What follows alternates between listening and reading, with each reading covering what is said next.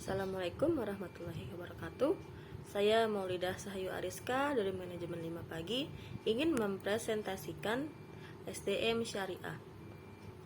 Teori bangunan Islam itu dibagi menjadi 3. Yang pertama ada tauhid, yang kedua ada syariat, dan yang terakhir ada akhlak. Teori bangunan Islam. Yang pertama tauhid. Tauhid itu iman yang teguh dan pasti sesuai rukun iman dan rukun Islam.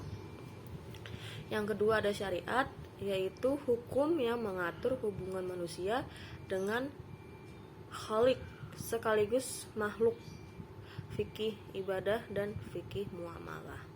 Dan yang terakhir tadi ada akhlak. Akhlak yaitu meninggalkan sesuatu yang mudarat dan tidak bermanfaat. Implementasi syariah itu ada 4. Yang pertama ada keadilan, keamanan, kemakmuran, dan persaudaraan. Definisi SDM syariah.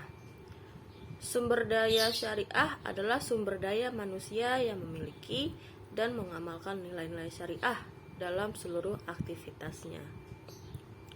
Sistem manajemen SDM syariah mengelola SDM yang didasarkan pada nilai syariah Islamiyah yang terdapat dalam Al-Quran dan As-Sunnah. Urgensi tauhid bagi praktis muslim.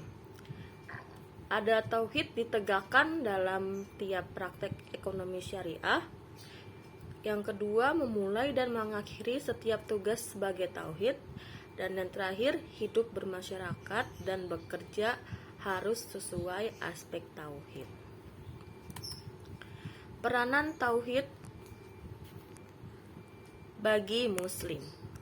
Yang pertama ada memerdekakan manusia dari perbudakan. Yang kedua ada membentuk kepribadian yang kokoh.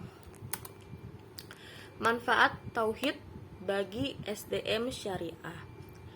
Iman kepada Allah beserta asma dan sifat-sifatnya, iman kepada malaikat, iman kepada kitab, iman kepada rasul, iman kepada hari akhir, dan yang terakhir iman kepada qada dan qadar. Ya, yang selanjutnya ada implementasi tauhid bagi sumber daya manusia syariah. Itu ada 2. Yang pertama ada ruhiyah dan yang kedua ada jasadiyah. Dunia dibagi menjadi 3. Yang pertama ada qoblun salim, hati yang selamat. Yang kedua bekerja adalah ibadah, dan yang terakhir jihad sebagai etos kerja.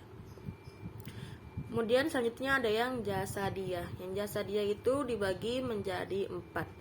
Yang pertama ada kerja keras optimal untuk prestasi. Yang kedua manajemen waktu. Yang ketiga kerjasama dan kompetisi tanafus. Dan yang terakhir tolong menolong ta'awun. Untuk kerja keras optimal untuk prestasi ada dibagi menjadi 3 lagi nih. Yang pertama ada profesionalisme, yang kedua ada kualitas, dan yang terakhir perbaikan berkesinambungan. Kemudian ada realitas dan problematika SDM syariah kontemporer. Ada profesionalisme, itu ada kualitas kerja asal, pelatihan kurang, sistem seadanya. Yang kedua ada halal versus haram. Praktik riba merajalela, zolim atas nama efisiensi, dan yang terakhir lupa bersedekah atas rizki yang didapat. Manajemen waktu, yaitu asik bekerja, meninggalkan sholat. Baik, segitu saja dari saya, kurang lebihnya mohon maaf. Wabillahi taufiq wal hidayah. Assalamualaikum warahmatullahi wabarakatuh.